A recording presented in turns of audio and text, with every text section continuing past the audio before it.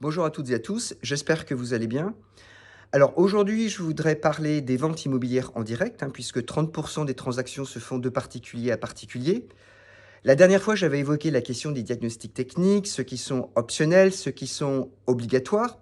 Et aujourd'hui, je voudrais parler d'autres pièges qui pourraient retarder la signature de l'acte de vente devant le notaire.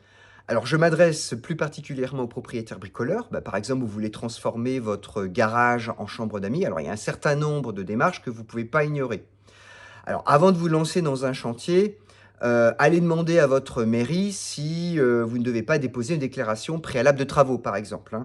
Parce que si vous souhaitez vendre plus tard, eh bien, ce document sera demandé par votre notaire. Bon, puis n'oubliez pas de déclarer à l'administration fiscale un changement de la surface habitable de votre logement, puisque, comme vous le savez, c'est un impact sur le montant de la taxe foncière. Puis dans le cas d'une vente, vous avez une obligation de transparence vis-à-vis de l'acquéreur.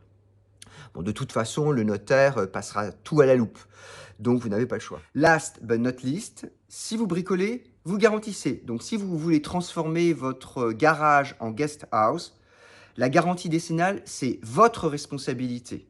Alors, documentez chaque étape des travaux et gardez toutes les factures parce qu'elles vous seront demandées par le notaire au moment de la vente de votre bien.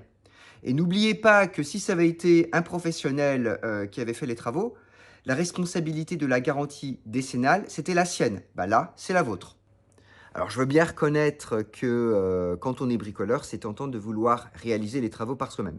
Par contre, si vous vous engagez dans des travaux d'envergure, je vous conseillerais de faire appel à un professionnel.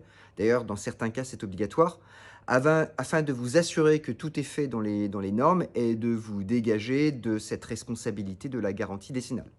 Sinon, ça peut vous coûter très cher.